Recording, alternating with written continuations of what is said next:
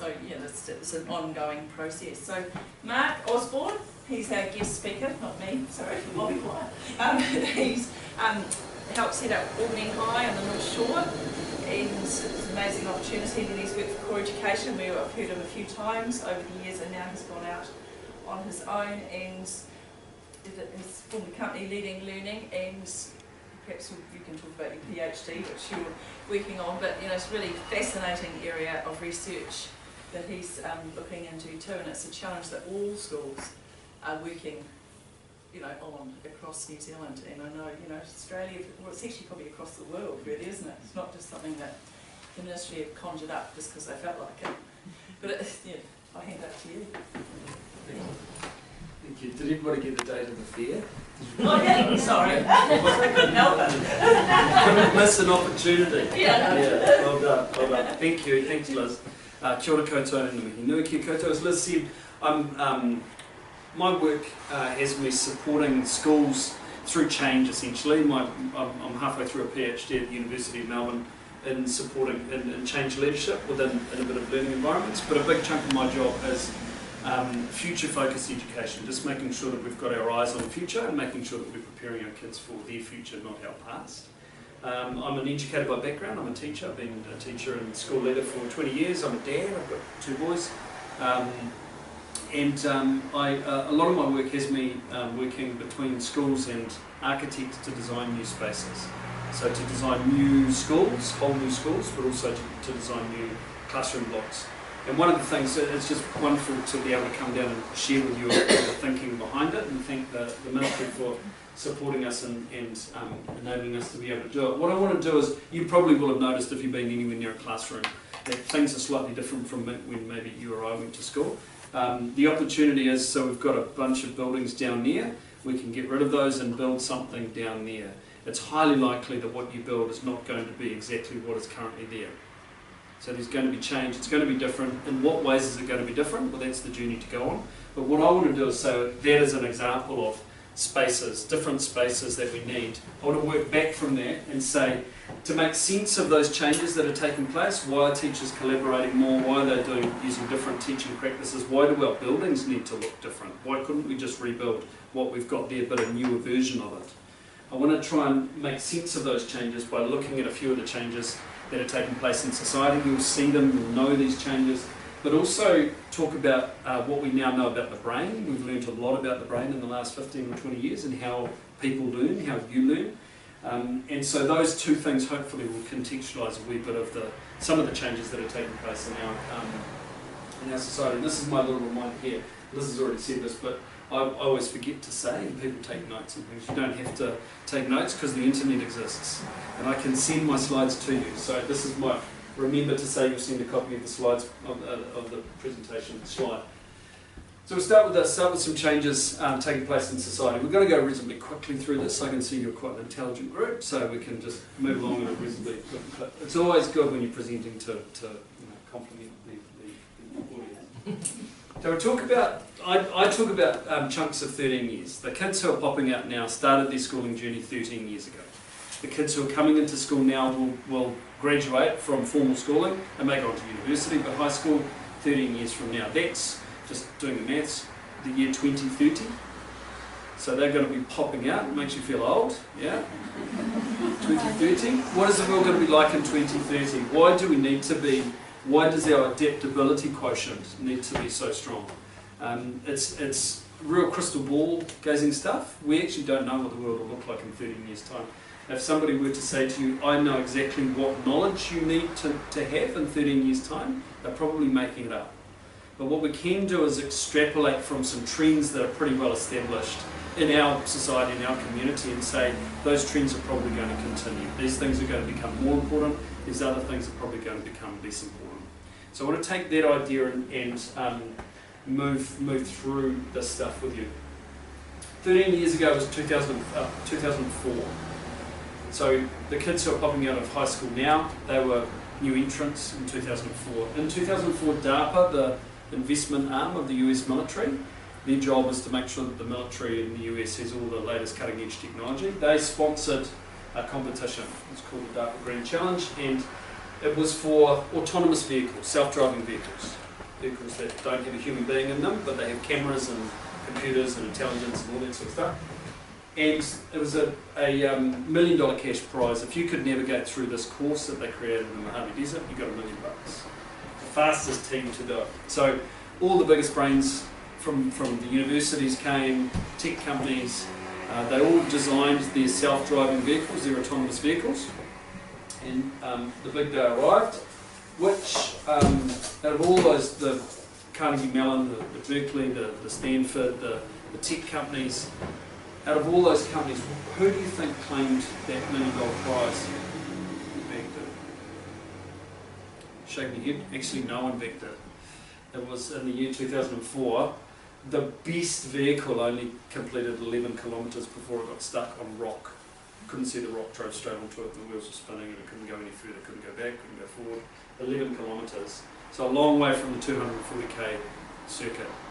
And so that was the state of self-driving technology in 2004 when our Year 13s entered school. This is the state of technology, self-driving technology now. So this is a Tesla. You can see on the right-hand side some of the cameras that are mounted on the vehicle. It's got a laser tracking system. It maps in 3 dimensions the buildings around it. It copes with cyclists, dogs, giveaway signs, stop signs. The Mojave Desert's actually quite an easy thing to navigate through because there are no cyclists, no dogs, no traffic lights, no other traffic. It's just rocks and cactus and they don't move terribly much. And so we've gone in that 13 years because of the increase, the exponential increase in technology, the power of technology. This would have seemed like science fiction back in 2004, and yet this is the lifespan of our kids at school.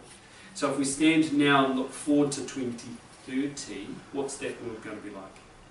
If that's the scale of the change that has taken place, what are our kids going to go into? The advantages of self-driving car are numerous, many, many advantages. Here are 2 of them. One, you can have the second glass of wine. If you want to, you can lie down in the back seat and the car will take you home. 2, if you feel like you're a taxi service for your kids, taking them to sports practice and music practice and here, there and everywhere, you just put them in the car and send them off. Door will open, they'll get out, the car will come home. If you need it, go and pick them up again. Here are some of the downsides. Is anybody a taxi driver? Because your job's gone. Why on earth would somebody pay you to drive them around when self-driving vehicles... Tesla is releasing its full self-driving vehicle for people to buy this year. It's not some distance into the future, it's right now. And so anybody who drives for a living, taxi drivers, courier drivers, other people who drive for a living, they're seeing the end of their careers. So what I know is that if my child wants to become a taxi driver, I have to quite gently persuade them not to be a taxi driver, and possibly to say that that kind of career is closing down. It's probably not a good place to go, but these other areas of paid employment are opening up. So what are those areas, and what are the skills required to be able to be successful in those areas? Here's just to re-emphasise the point that it's not science fiction. This is literally a Tesla driving in self-driving mode, driver assist mode, down the northern motorway in Auckland. That guy's not touching the steering wheel. Goes over the Harbour Bridge, navigates Spaghetti Junction better than most Aucklanders I know. So they're already here. This is a 2 or 3 minute clip. Every single one of these companies here, the thing they have in common is that they're all working on self-driving vehicles. The self-driving vehicles are going to decimate the transportation and material moving industry in terms of jobs. It's a big employer. And it's not, we take these jobs for granted, but they're not going to be around. They're certainly not going to be around in 13 years' time. They probably won't be around in 5 or 10 years' time. What about this? This arrived earlier this year. You might have seen it on the TV. This is an electric self-driving bus that just goes round and round and round Christchurch Airport. If you want the bus, you just wait at the bus stop and it stops, opens the doors. There's nobody driving it. It just goes round and round and round and round. If somebody runs in front of it, it stops. You know, it's already here. So it's driving through. The UK are onto this. They know that all those big red double-decker buses, pretty soon, that tens of thousands of people who are employed driving those buses are going to be out of a job. So, taxi driver, bus driver, all sorts of other things, forklift driver. Fonterra has automated forklifts in their warehouses, in the milk processing plants. What about these? What do these four things have in common? There's a Z's pump, it's an E New Zealand kiosk, self-check aisle at the supermarket, and McDonald's build your own burger. Oh, come on up, come on up. There's lots of seats up the front. What do they all have in common? They've literally taken people's jobs while you were watching. Literally, I saw another one. I was in a petrol station yesterday. To hire a trailer is now a kiosk to hire a trailer. The whole thing just happens with you punching in, swipe the card, the keys, all that sort of stuff. Another example of automation, this sort of stuff, build your own burger. 2 weeks ago I watched a robot flipping burgers. So not only are you removing the front of house staff, taking the order, but increasingly you're removing people actually making the burgers out the back. What about this self-driving truck, 18-wheeler? A little bit, you know, those kind of cute little buses are okay as long as they're in Christchurch. These things, 18-wheelers, thundering down the highway. They've been operating in the States for over 2 years. The same sort of thing. 18-wheeler, there's a guy. For the trial, you need to have a safety driver in the vehicle, someone with a pulse. But most of the crashes with self-driving vehicles occur either with other people, like you and me, driving into the self-driving vehicles, not giving way, or when the safety driver disables the self-driving mechanism and then crashes the vehicle. So we're the weak part in the whole equation. So the National Public Radio, the NPR in the US, they wanted to know the sort of scale of this. And what they did was they commissioned a survey to find out which job, state by state, was done by more people in that state than any other job. Like, what's the most common job done in each of the different US states? What was the answer? Trucking.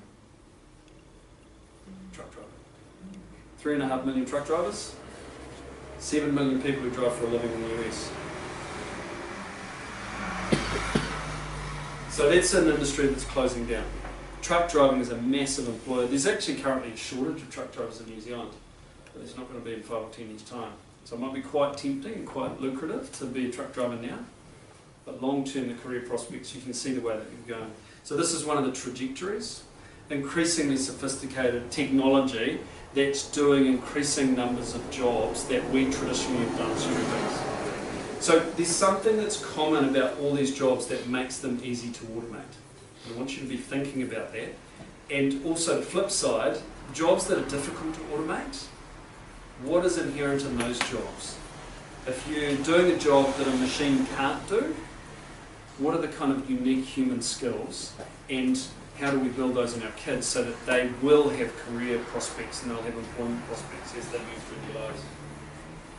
This is your average US assembly plant, auto assembly plant. So assembly line workers, I mean, this has been happening for a very long time. But even 2 decades ago, or 13 years ago, you would see a large number of people working in there, human beings, lifting stuff, moving it around, welding, whatever. And now, in that video, you cannot literally see a single human being. There's this little joke that I saw on Twitter. Not being racist, but these immigrants taking American jobs all look alike. She's not migrants that are taking jobs, it's automation. It's automation. What about this one? What job is that robot taking? Building a house. Building a house. Bricklaying? Blocklaying? That's a 3D printer. Printing a house in China. So get this, not only does it work 24 hours a day, 7 days a week, never get lazy, sleepy or stupid, never take a smoko break, never answer back to the supervisor, just works and works and works. It can, using a mix of cement and construction waste, produce a house for under US $5,000.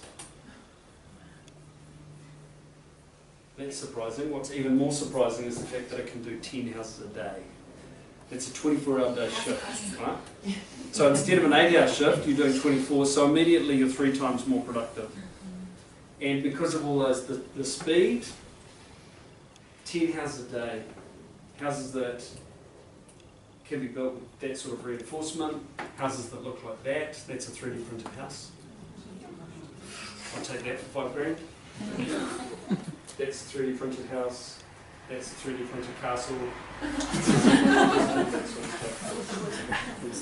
So if you're a brick mason, so for 100 brick masons or block layers that are employed now, the estimate is 82 of them, 82 of that 100, 82% of them will no longer have jobs within the next 10 years.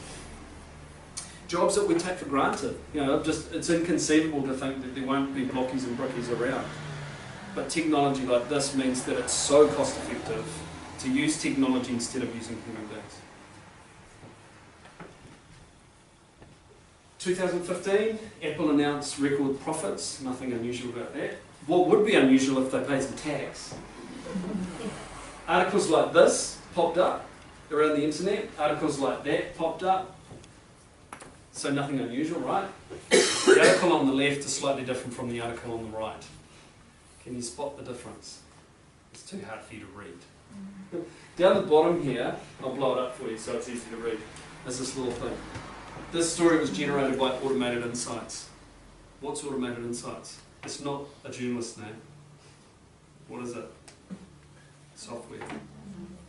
That one on the right is written by an algorithm. You feed in earnings data and it looks through its bank of earnings data articles, looks at the length, looks at the sentence construction, looks at the sophistication of the vocab, looks at the language, looks at all that sort of stuff, and then just takes your earnings data and produces an article. So we're talking about taxi drivers, truck drivers, we're talking about blue collar jobs. What we're starting to do now is move further and further up the skills chain because the technology is getting more and more sophisticated, and it's traditional jobs that it's a very, very good job being a journalist. But if you're just reporting what happened in the world, that's actually something that now software can do. Take things like crime trends, or this one's election results. If it's got data, and that data is just going to be turned into some kind of prose, this happened, and this is what it means, or this is what you need to know about it. Increasingly, it's being done by machines. What about this one? Radiologists. Any doctors? Any radiologists? So radiologists, on average, miss 7% of cancers. False negative, where you say there's no cancer when really there is. This software, because all the scans, the CAT scans and the CT, all that sort of stuff is it's digital. It's all on the hard drive, so you just scan it. This software has 0% false negatives. If there is cancer in that scan, no matter how small and how obscure, it will find that cancer. It's better than some of our most highly paid, most highly educated, most well-respected people in our communities. So it doesn't matter where you are on the ecosystem, how much you earn, or whether it's blue collar or white collar. If there's a key set of skills that makes your job easy to automate, then you're in trouble. So again, we come back to what are those skills, and what are the skills that, for the jobs that are going to remain, what are those key skills? And how do we teach those to our kids? Because those are the ones that are going to be. The email that came out today, see No. I know there was a mix-up with the times. Yeah. Also knew that if I waited till 7:30 and just wouldn't be quite so cool. So now we're just starting. Any lawyers? Does anybody know a lawyer? Anybody is a lawyer? Right? So discovery is the process of sifting through pages and pages and pages of documents, looking for names, looking for dates, looking for companies with a highlighter to see if that document is relevant to the lawsuit or not. So all those documents now are electronic. They're all in the big, document storage facilities, and this software is automating the process of document discovery or e-discovery. So it'll just sift through the millions and millions of documents, work out which ones are appropriate or which ones are relevant to the lawsuit. So all those law clerks, the paralegals, the legal assistants, all those people who've done that grunt work those people are now in the game because the software is cheaper, it works 24 hours a day, 7 days a week, never gets lazy, sleepy or stupid. Lazy, like me and a highlighter, I'd lose focus after 10 minutes sifting through that. I'd start to make mistakes, we'd miss documents, it'd be all over the place, it'd be hopeless. The software is so much better than me. But it means that people are going through school, aspiring to become lawyers, aspiring to be, get these really good, well-paid, prestigious white-collar jobs, and those prestigious white-collar jobs may not actually be here for them by the time they pop out of school. Is anyone a little bit terrified? Will you have a job? I don't know. So the scale of the problem, this was a report that came out based on some work that had been done by the Chartered Accountant, the Institute of Chartered Accountants in Australia, and some other research that's happened. That number there is the one you need to focus on. 885,000 people, it is estimated, will lose their job to computerisation, to artificial intelligence, to smartphone apps, to self-driving cars over the next 10 to 15 years in this country. 885,000. So it's pretty grim. There will be new jobs opening up, but they'll be quite sophisticated, they'll require a core set of skills that we may not necessarily be teaching very well in schools at the moment. We'll get to what those are right now. So this is a study that's been going for almost 60 years, and what it does is it tracks the skills required in the paid workforce. So what are you paid to do generally when you have a job? And arguably, the premise of this research is that most jobs are made up of varying proportions of these 5 skills. If you're that supermarket checkout person, and you scan the item, take the money, give the change, bag it, say have a nice day. A lot of that is routine manual stuff. It's routine, it's physical, you're doing it with your hands in the back. There's a wee bit of that with routine cognitive. You might need to, count the change and do all that sort of stuff, but mostly routine manual. If you're a bookkeeper, adding up numbers, tallying up, you're doing a lot of routine cognitive, using your brain.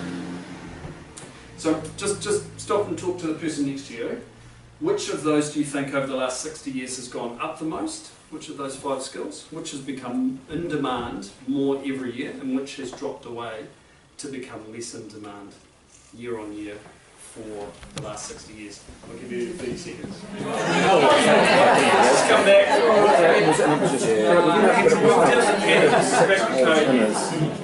Which ones have gone up? Non-routine. Right? So if anything is routine and it's repetitive and process oriented, it's ripe for automation. Computers were made to do that sort of stuff. Basically, computers are programmed using algorithms. And an algorithm is a big decision chart, basically, flow diagram. If this happens, then do this. If this happens, do that. If X, then Y. And anything that can be reduced into rules-based processes or a simple decision tree, that's the sort of stuff that's very easy to pass on to a machine. So all of those examples that we gave, all of those jobs, even something as complex as driving a car, is still can be reduced, that's the road code, to a decision tree or to some kind of rules-based process. The ones that are very difficult to automate are these ones here, which, as you've worked out, are non-routine. Non-routine manual, those are things like designing custom furniture and things like that. There's still not a lot of demand for that. The real demand is up here, so it's non-routine interpersonal, working with different people, working with diverse groups of people, not just people who are like you. There's plenty of research to show that the more diverse the team, the greater the problem-solving capacity of that team, because you all bring different perspectives and different ways of viewing the problem. So working with people who are not like you is actually one of the key skills. And also the non-routine cognitive or non-routine analytical. Routine cognitive, what's 4 plus 4? That's a routine cognitive activity. Simple facts, countries in the world, flags of the world, capital cities, all that sort of stuff. All that sort of stuff that we've automated into our smartphones. You don't get paid so much. That's why there's this big dip coming here in the late 2000s. That dip is in large part because of things like smartphones. Because we now have the ability to do routine cognitive things on us all the time. So you don't get paid to do that stuff. What you get paid to do is this stuff up here.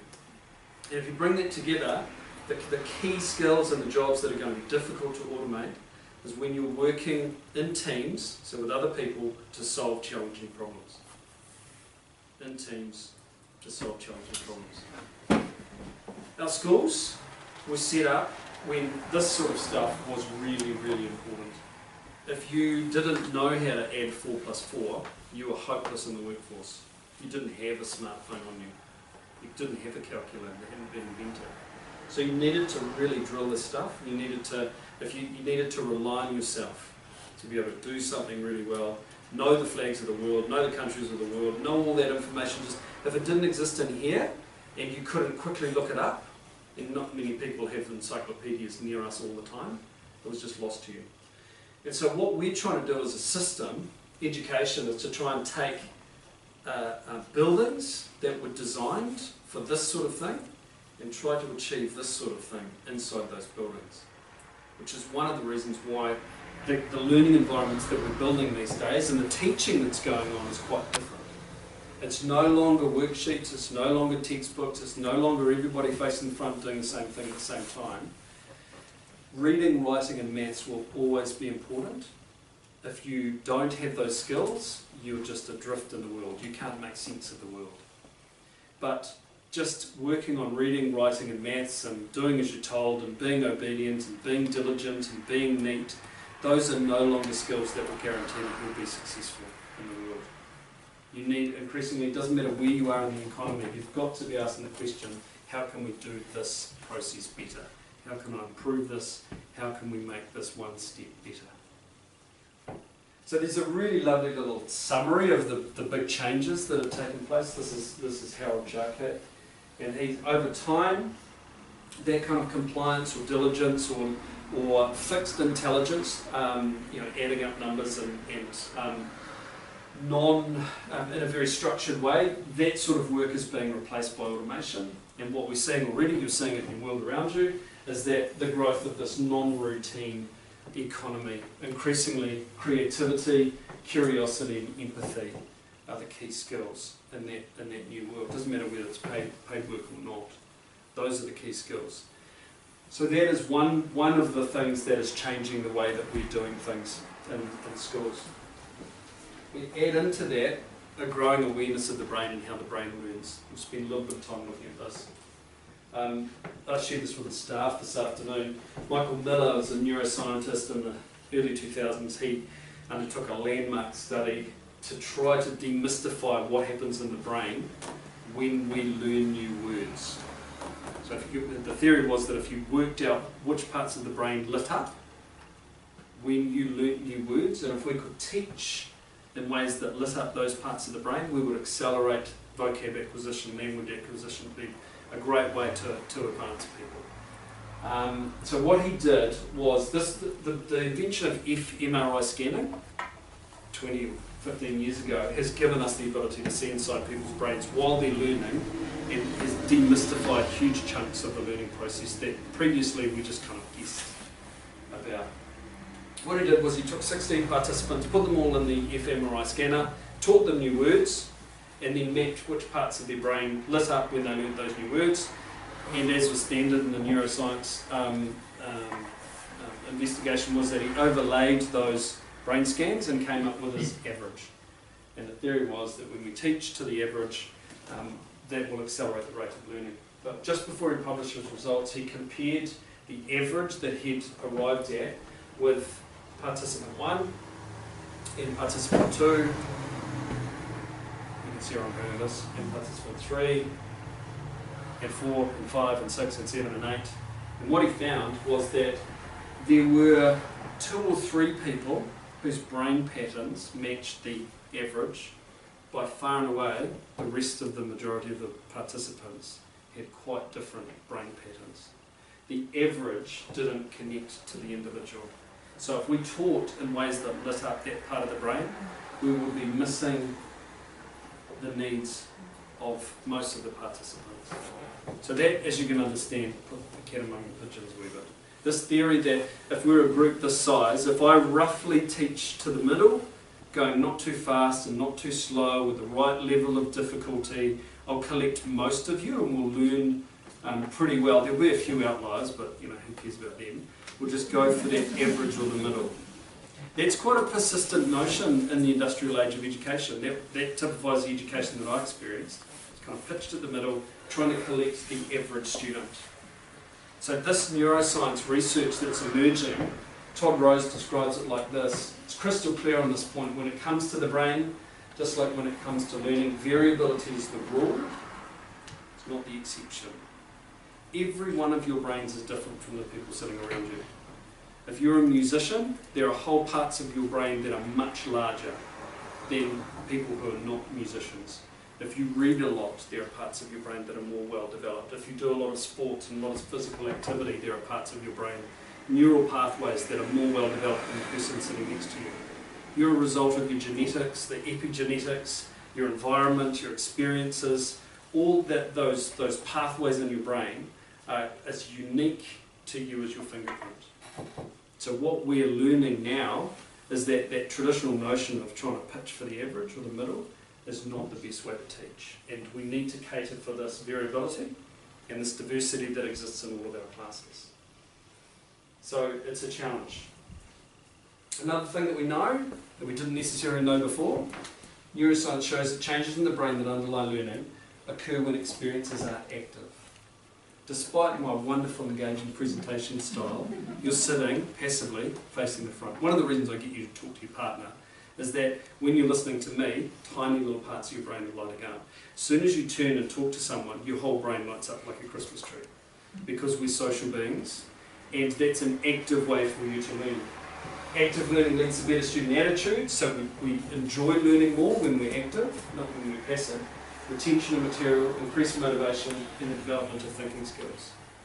So the key piece of furniture, traditionally, for the last 150 years, has been the desk and chair, sitting quietly facing the front, which, as you can see, doesn't line up with what we now know about the brain and neuroscience.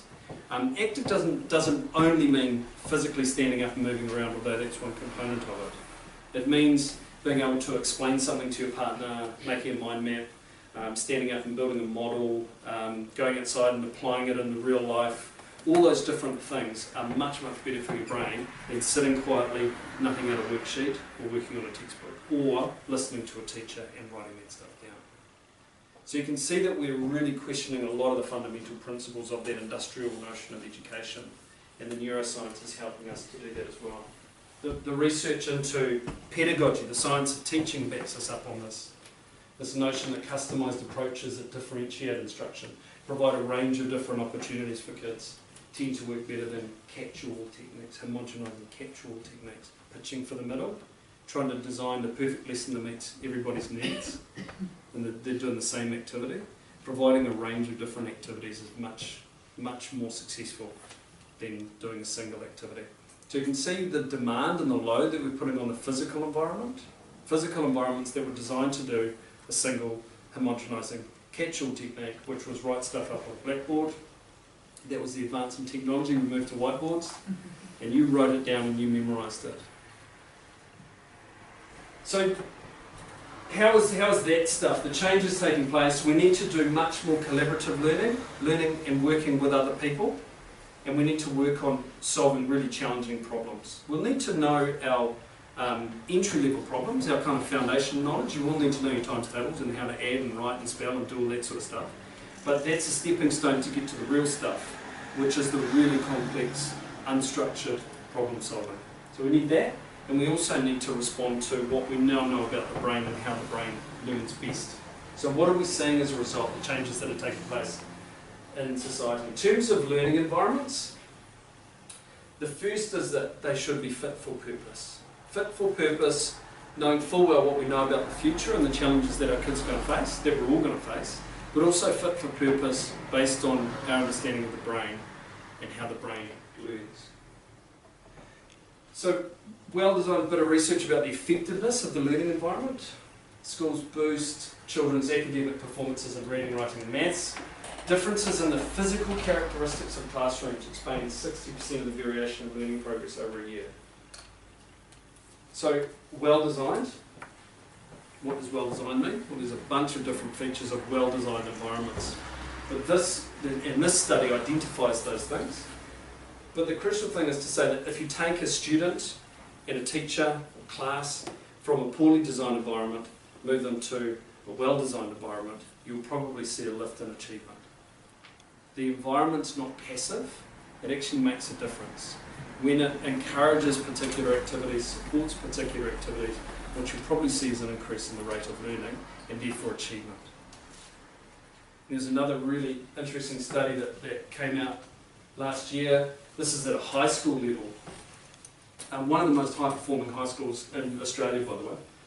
Taking a class and a teacher, same class, same curriculum, taking them from a traditional face-to-the-front environment to what we now describe as an innovative learning environment. And these were the qualitative benefits.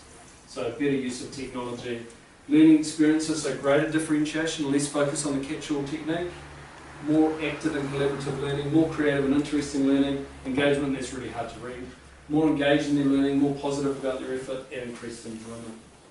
So those were the outcomes from shifting from a traditional environment to an innovative learning environment. And have you seen those demonstrable changes in New Zealand in terms of quantitative shifts where innovative learning environments have been implemented? Yeah, we have no studies that are as robust as this. So this is a PhD study, and we haven't seen any PhD research that's been undertaken in New Zealand schools. Certainly in the work that I do, you can see real shifts in when the environment on its own plays a role. Where it's really powerful is when the environment, in collaboration with the teaching and learning, they work together, hand in hand. So where you see that, you see significant shifts in student achievement.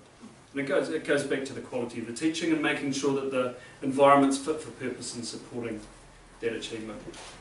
These were the achievement results from that school. Remember that this is one of the most high-performing secondary schools in Australia. 60% improvement in English, humanities, 19% improvement in maths. So what are those design features? Kind of makes a bit of sense. Features of effective learning environments, just getting the big four, the basic four, heat, light, acoustics and ventilation right. The acoustics in most New Zealand classrooms is very poor. Our understanding of acoustics when those classrooms, most of them were built in the 50s and 60s, a lot of hard surfaces, a lot of poor acoustic design, which we've tried to fix with soft furnishings and things on walls and carpets and that sort of stuff. But getting that stuff right is really important. If you're too hot, too cold, the CO2 levels are too high, kind of makes sense. You've got to get the precursor conditions right.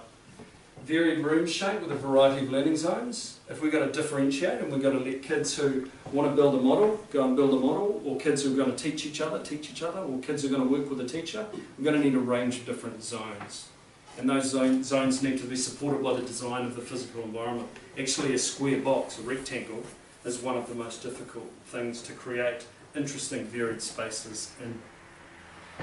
Breakout spaces connected to classroom, sliding glass doors where you can open a space up and that becomes part of the general learning area. Or if a group of kids need to go in and do something noisy, slide that door closed, glass door, so that there's high visibility, high expectations, transparency, openness. Or if you need to do something quiet and silent, you need to chill out, you need to do some reading, you need to do some writing, sliding glass door. Those breakout spaces are positively correlated with student achievement when they're attached to the classrooms and when they have high levels of visibility into them. Strong connections to the outdoor and nature. We used to think that if you see the very old classrooms, the sort of 18th century classrooms, the windows are quite high so that you can't see out. You're not tempted to look out what's going on, you're just popping your stuff down off the blackboard. Lo and behold, if we can see nature, if we can see greenery, we can see plants, we can see the natural world, our cortisol levels decrease. Cortisol is a stress hormone. Stress is the enemy of learning. And so just to be able to see nature, if you've ever tried to learn in a windowless bunker, some schools have them, tertiaries have them, it's actually really hard. You feel icky, it feels stressful, you can't do a whole 8-hour day in there. And that's in part because we're disconnected from nature, we don't have strong connections with nature. And so what we're seeing more and more of is, sliding glass doors to open up the side of the classroom where when I was at school, if we wanted to grow seeds, we grew seeds inside in cotton wool, like naturally occurs in nature, cotton wool. Having a productive garden or having some sort of plants where we can learn about ecosystems and learn about germination, having a garden outside is a much more valid, authentic, real context to be learning about that sort of stuff. So looking at the whole site, not just the inside, but also the outside. Uncluttered, spacious use of furniture. One of the first things we did in the 70s, 80s was we just threw in a bunch of desks and chairs, 30 kids, 30 desks and chairs, because the assumption was that you learn best when you're sitting down, and you learn best when you're at a desk. And of course, when you've got 30 desks and chairs for 30 kids, there's not much space to do much else. The spacious, uncluttered use of furniture, the most interesting thing about that research is that if you have less furniture, the environment is less dense. What you'll probably see is a decrease in negative behaviour. Antisocial behaviour and behaviour that's off task will probably decrease. Human beings, when they feel penned in, when they feel trapped, particularly if they feel anxious, that's when they're more likely to lash out antisocial behaviour. And I mean, there's dozens of things, but displays for information on pupils' work. When you put students' work on the wall, they feel a greater sense of belonging to that environment. It makes sense. And with a greater sense of belonging, they're more resilient in their problem solving. If you feel like you belong to something, you're going to stick with things. There's a greater sense of satisfaction and enjoyment with learning, just through things like making sure that we've got enough space to be able to display student work. So there's a whole bunch of these different design principles. What we're doing is implementing more and more of them in the design of environments. I mentioned, I won't say that, I'll give the answer away. So 20 students on the left, 20 students on the right, and immediately you can see on the right far higher levels of brain activity. So the brighter the colour, the greater the brain activity. These students all took a test. The ones on the right, randomly chosen, demonstrated high levels of concentration and attention, better recall and memory, high performance on the assessment. What did they do? What was the secret sauce just before the assessment? They drank coffee. No, exercise. No, the children can't drink coffee. It was actually not even vigorous exercise. It was actually just standing up and moving around. 20-minute walk. So we used to think, again, you learn best by sitting down. How long have you been sitting down? Close to an hour now. Too long? Feeling a bit itchy? A bit antsy? The linking between the body and the brain, the body and movement and learning, is another one of the things that is becoming stronger and stronger with the research. Regular exercise, which you can read it. Your brains are much more active during studying the test taking if you first engage in some kind of physical activity. And yet we have learning environments still, we're still building brand new learning environments that prioritise sitting for 6 hours a day. So we've got a real struggle with that. Here's another couple of studies. Researchers from Texas A&M found that standing desks, does anybody work at a standing desk? Yeah, awesome, eh? Get this, improved classroom attention and engagement by an extra 7 minutes an hour. There's not forcing kids to work at a standing desk, just saying there's one there if you want to use it. So if you just want to stand up and move, it increases the oxygen flow to your brain. There's connections between movement and moving, learning from short-term memory to long-term memory. There's a whole bunch of stuff that really supports actually being up and moving around. A lot more activity in the classroom.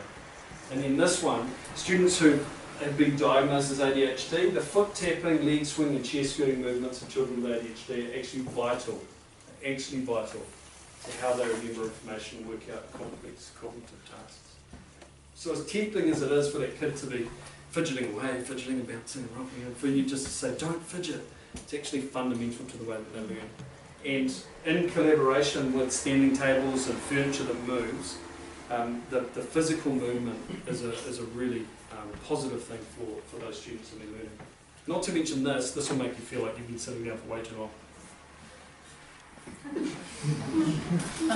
It doesn't matter how many hours you go to the gym in compensation.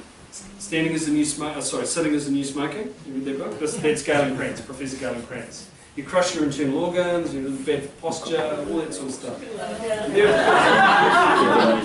There's totally a time for sitting at a desk. They say in terms of posture, the best posture is the next posture. Whatever you're doing now, do something different. Don't do anything for too long. Standing for too long is bad. So sit down, move around, walk, do all that sort of stuff. We're coming to the end, so you're going to be able to move. One last thing that I want to show you. This is the PISA data. PISA is the Program for International Student Achievement. It's an international OECD-wide study that we participate in, along with all these other countries. You haven't got a hope of reading the names of the countries. These are the names here. You can see some? Yeah. There's one missing here. And this is not the overall achievement, this is the variance in achievement. So how varied were the students from low achieving to high achieving, country by country.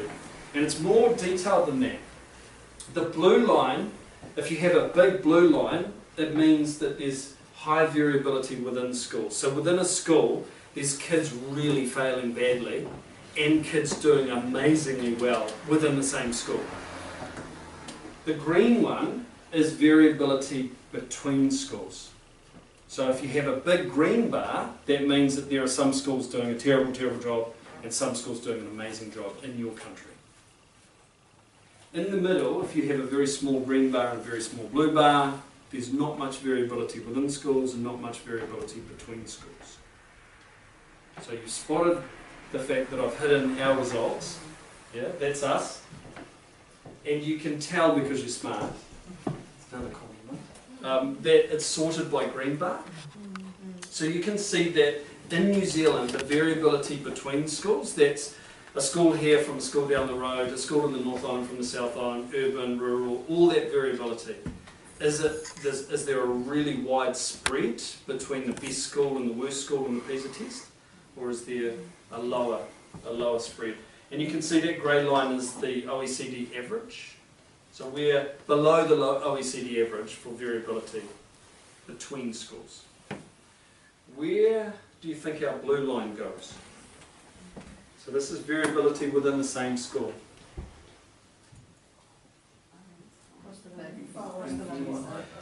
It's one of the worst in the world for within school variability. So another way of saying that it is that within most schools in New Zealand there are kids operating at the very highest levels of the OECD and also kids operating at the very lowest levels of the OECD. And this is something that Treasury's identified. Doesn't matter what you look at, what data you look at, NCA results, national standards results, school leaver data, PISA, all the big standardised tests that we do. The key challenge for us in New Zealand is within school variation. Making sure that there isn't a real rich getting richer, poor getting poorer within the same school. So that's one of the things that we've been struggling with in New Zealand for a very long time. How do we ensure that there's greater equity within the system? And one of the things that we can do is to ensure that the teaching is uniformly good quality across all the students, across all the classes within the school. So there might be somebody who's operating at a very high level, teacher, and then right next door there's somebody who's really struggling and can't teach science well enough, or can't teach maths well enough. Those people are separated by a wall. It's potentially an opportunity for one to learn from the other and vice versa, to use your collective strengths to be able to improve the outcomes for all those kids. And one of the challenges that we're facing in New Zealand, it's a function of our industrial building design, is that it's very difficult for teachers to get together and learn from each other. We very rarely, teaching is a very lonely profession. You work with students the whole day. You don't get professional conversations with your colleagues except around the teacups in here. Very rarely do you get feedback on your practice to say that was really good, keep doing that. Here's something you might like to try in order to address this other thing. Very rarely do you get that feedback. It's because you don't get to work with other adults in that same space. So that's another one of the crucial things that's coming through in learning environment design. And learning environment design, if we base it on the research, needs to ensure that we as teachers can work collaboratively to learn from each other. So here's another one just to make sure you're still awake and active learning. The stuff that you do at home and your socioeconomic status and your community and your level of schooling and all that sort of home stuff, that is by far and away the biggest determiner of success for your kids at school. No pressure. We only get them for 4.5 hours a day, teaching time. But what you do at home is the biggest determiner. However, when we look at the within school factors, what is by far and away the most important within school factor that contributes to student success? The what? Size of the classroom. So, has nothing to do with the buildings, has nothing to do with technology. Quality of teaching. Quality of the teaching. The person standing in front of them, or the person guiding them through their learning. 60% of the variation in the outcomes comes down to teaching. And so you can see if we can create the conditions to improve the quality of teaching, to make sure that we're learning from each other. Parts of your practice that you're completely blind to, you think you're doing a good job, but actually it's hopeless, and you never get feedback on it. Those are areas that your kids, your students, need you to get better at. So this is the collaborative, cooperative, the teachers learning from each other component of it. Co-teaching, teaching in the same space, among teachers was shown to offer a powerful means of continuous professional development that can result in expanded instructional knowledge and practice, as well as higher and more consistent expectations for students. Teachers, when they teach together, they love their job more. Teacher job satisfaction goes up. The quality of the teaching improves. The professional development's faster. Overall student achievement goes up. So it's one of the crucial things that we can do to improve the system. John Hattie, I'm sure many of you know John Hattie, this is the way that he describes it. Teachers who work together collectively, collaboratively, to understand their impact, probably the single most important factor in this business. And so a big part of the innovative learning environment movement is to just create the conditions for teachers to become better teachers every day. So I want to pause there and just say there's an awful lot to take in. Possibly you're mourning and grieving the loss of your job. You're probably worried about how to raise your children, aren't we all? But is there, just spend a few minutes talking to the people around you, what was interesting, what was challenging, what questions have you got, and we'll do a bit of Q&A. So just have a bit of a debrief, chat.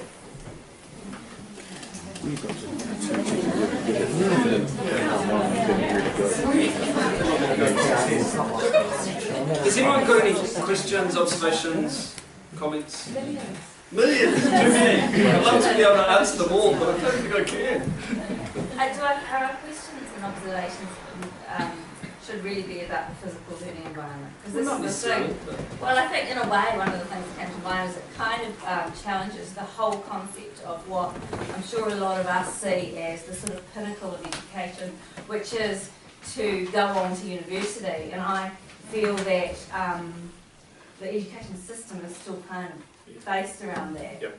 And would you say that arguably the sustainability of university itself is under question at the moment? Yeah, so it's very complex and problematic. So one of the things that's very clear is that if you have a university degree since the 1980s onwards, you're far more likely to enjoy a higher standard of living. So that's the one thing. Getting the university degree will probably give you job or career prospects and rewards that are in advance of if you don't have a degree. Having said that, the number of millennials who have university degrees and huge student loans and are working in jobs that they could have got without their university degree is something like 50%. So unemployed or underemployed. Underemployed just means you get the job without your degree. So that's problematic to a start because you're saddled with those massive debts. And you possibly, if you haven't got a degree that's in the right areas, you may not be able to get a job. The other thing is that even companies like Google, very, very high tech, full of PhDs, something like 20% of their new hires don't have university degrees because they hire for dispositions, the problem solving, the collaboration, the teamwork. And they recognise that if you got a computer science degree 5 years ago, you're probably already out of date for what they need you to do. And so the company is taking more responsibility for the ongoing learning that you need to do. This whole notion that's still near and dear to all of our hearts, that we do a lot of our education front-loading in the first 18 or 22 years of your life, and then you go and make your way in the world for the next 60 years, that has to change. Constant, ongoing, lifelong learning is the thing. But are universities following in this? I mean, like we have, you have your kids going through 30 years in this great learning environment, and then they go to university like we, and just sitting in this massive lecture theatre, sitting for the hour, taking their notes.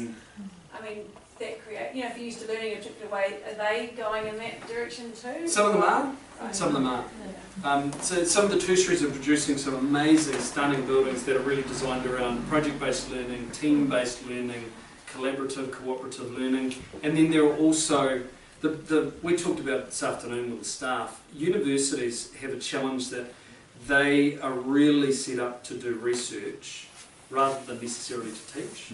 So getting 400 people in a room frees a whole bunch of people up to go and do research. So there's an economic argument for those.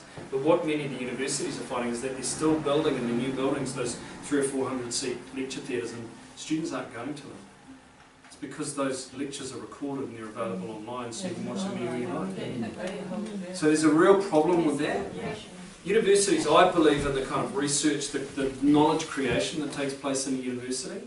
The inventing of new solutions, the better understanding our world, all that sort of stuff is really important.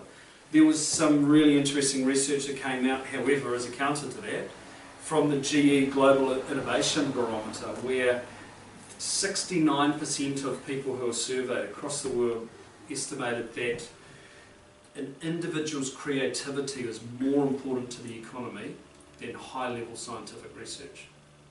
The creativity that you do daily in your lives and in paid employment is far more of a driver of innovation than the stuff coming out of universities. So it is that high-level scientific research, we need it, but it's also the creativity of the individual. It's a very, very problematic, complex situation. But that pinnacle, that if you've got a degree, you'll be set for life, that went a long time ago. Long time ago. Yeah, that's right. So that's it's right. about teaching, but there is also a whole, like you said, there's a whole section of the community who still can't read and write. And there are a whole lot of people who aren't ever going to go to university, who aren't ever going to have them. They also need some skills that are going to get them a job that's not problem solving, because they're not ever going to be doing problem solving. So there is a whole lot of problem solving work, and clearly lots of university degrees in IT that you can get online and continue to learn. That's great, we'll have a whole load of computer programmers. But there are some, we have to occupy the rest of our population from a sense of purpose and mental health of our population, never mind whether you can do it with an algorithm or not. Solve the algorithm. We'll just get some people to build a house because it would give them a sense of purpose. We also have to have that side of the argument in this, because we can't just look after the people who want to have a high standard of living and all the money in the world. We need to actually look after everybody from an EQ part of the world as well. And so what we've seen in this country and across the Western world is growing inequality since the 1980s. Yeah. Growing inequality. The 1% rich getting richer, poor getting poorer. That 885,000 number represents a profound social challenge for us. If it doesn't matter all the money in the world, you can only build your wall so high with the barbed wire. Yeah. You know, if we've got a fundamental reshift in the way that we think about ourselves as a society, that's coming. And so that is, if you like, that is the ultimate in us learning to solve challenging problems together. Because no one's got an answer to that. The emergence of things like the universal basic income, the restructuring of tax, the way that wealth is distributed, all that sort of stuff has to be discussed, it has to be debated. Because you can see the current model is not going to work.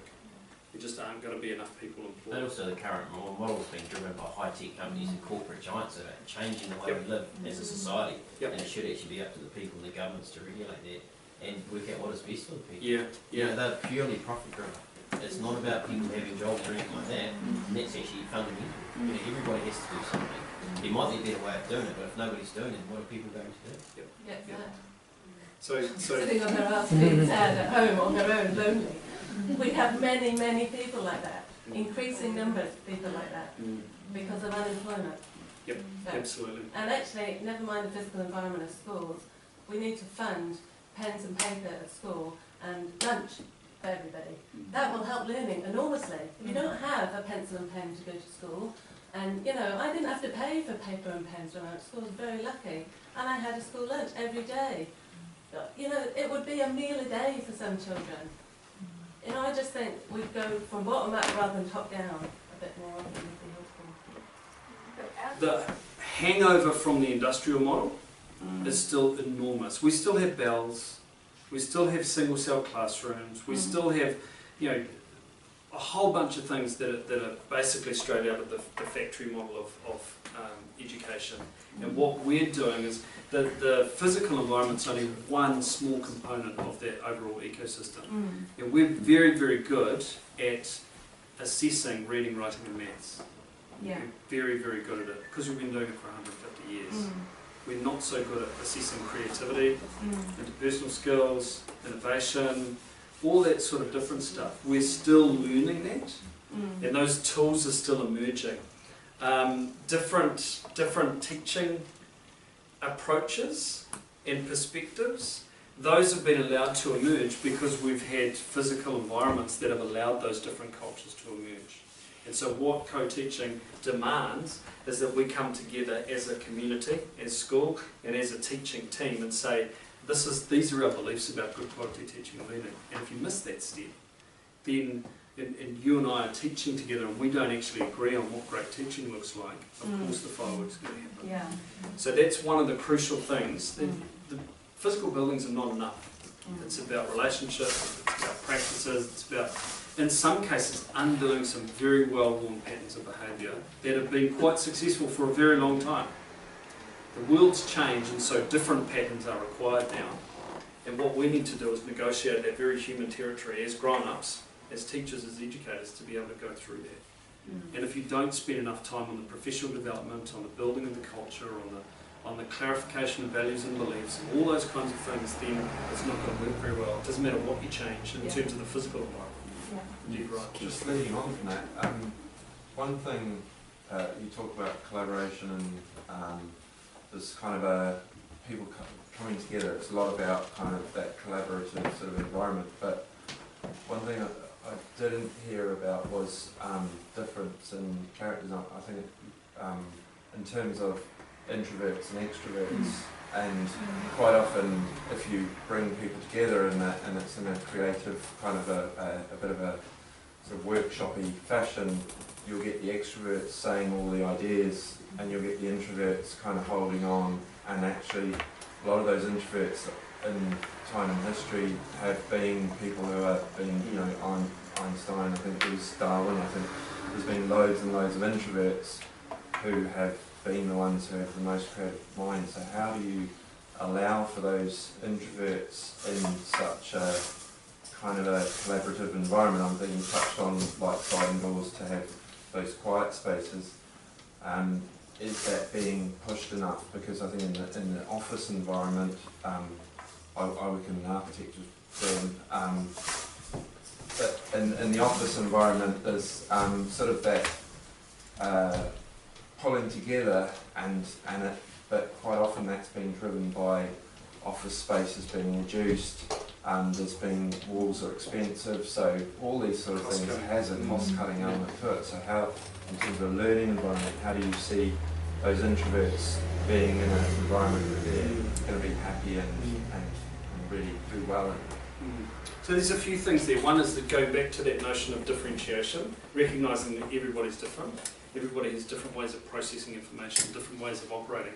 And if you start with that, recognising that introverts need time and space to be able to formulate their ideas and think and come up with their perspective, at the same time as the extroverts need the opportunity to talk things through. They might not actually know what they think by the time they start talking, but after 4 or 5 minutes they do know what they believe.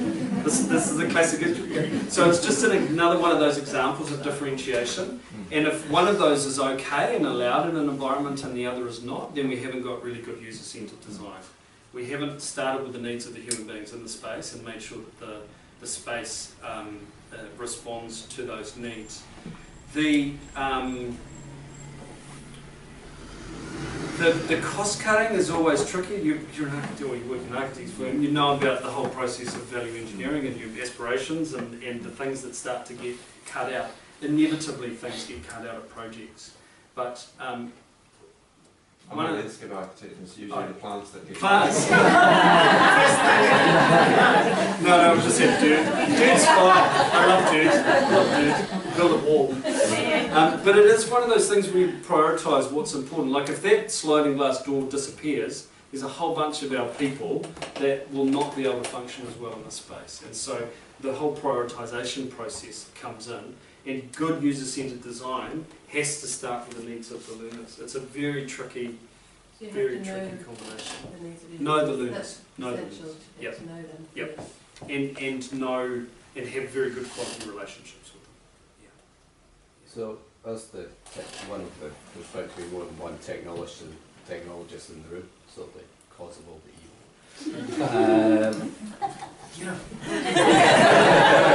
Second glass of wine. Thank you very much. Interested in where the philosophy of this goes in the future, because it's not just in 3 years.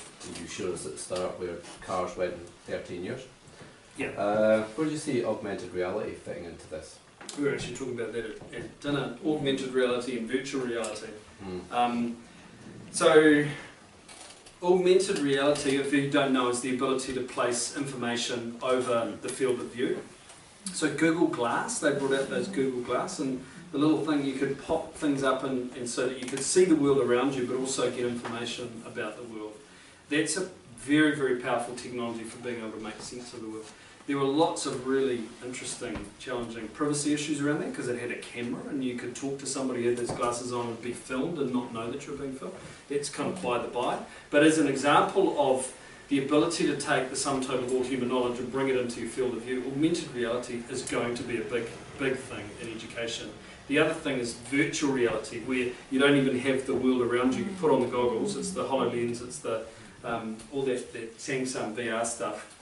And we were saying it will never replace going for a trip to the seaside or going to the museum or doing something, but I can't get to ancient Egypt. It's just short of a time machine. I just cannot get there. And so suddenly that becomes an immersive, incredible experience for me to be able to go and walk the streets and do all that sort of stuff. So those kinds of technologies are going to become more and more important. They need to be seen in balance with climbing trees and, you know, playing with crayons and painting and music and dance and all those kinds of things, so that we're not living in this purely artificial world, but it'll give you the opportunity to experience things that were simply closed to you previously. I used augmented reality quite a bit just to make sense of the world, to be able to identify landmarks and things like that. It's literally, you hold up your camera, so I wonder what that island is out there, and a little flag pops up and tells you what that island is. If that's not learning, I don't know what is. So yeah. Yeah, because it's going to be ubiquitous in 5 years. Yep. And if the space doesn't deal with that interaction of those kids within it now in the design phase, then kind of building for the past. That's right. That's right. Yeah. I work at the correspondence school. I am a Spanish teacher, and there's a new company that was set up last year. It's coming out soon. It's called Immerse Me. I don't know if you've heard of it. So what they have done is they have traveled around. I teach Spanish. They've traveled around Europe and they film people in restaurants, you know, saying, "Would you like the menu?" And then they have made little videos where the student will be able to talk to the person, and the person with voice recognition from Google will answer back. Yeah. Wow. So that's coming up. That's cool, isn't it? It's starting this year. Yeah. Very cool. As in the industrial age, teachers really are at the core of this. And practically, if we think about Brooklyn School and this journey that we're embarking on, what would be some of your advice, things that we should be considering in terms of equipping our teaching staff and their colleagues in terms of, you know, to be successful? The New Zealand curriculum's got a wonderful little innovation engine built into it, and it's called Teaching as Inquiry. And it's what it asks teachers to do is to reflect on their practice, to identify the areas that they're doing well in, the areas that they're not doing well in, to research and implement effective strategies to address those areas of underachievement, and then review and reflect to make sure that you did that. That process is a very powerful design thinking, continuous improvement engine, and it's useful regardless of whether you're in a single cell or whether you're in collaboration. So my advice is to have that constant, ongoing, small steps every day approach to change.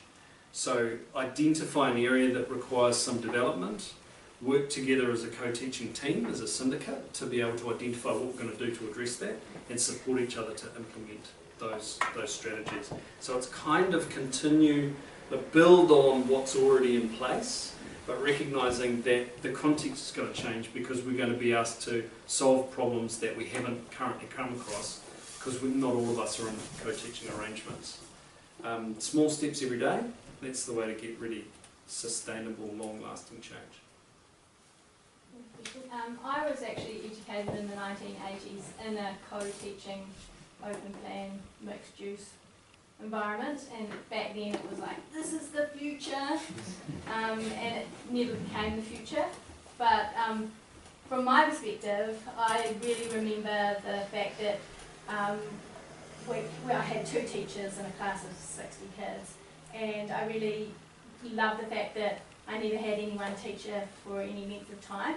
And so if I didn't really like one teacher, it didn't matter so much, because if I didn't like his style, or, you know, I had a crazy guy teacher that I just thought was weird, and I only had him half the time. So I really think that that is a positive aspect of the co-teaching model, the fact that the children get different personalities to deal with.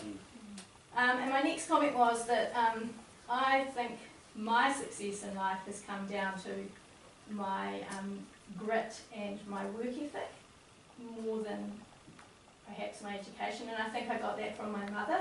And I just wondered how can you teach determination, and how can your environment encourage that work ethic? Because I know that, you know, current millennials are all lazy and they just look up on themselves. That's what we hear. That's what we hear our children are becoming. So grit and determination are really important indicators of success, whether you can stick with something. It's very hard to build that grit if you're not invested in the activity that you're doing. So if you don't have intrinsic motivation for the task, you're less likely to stick with it.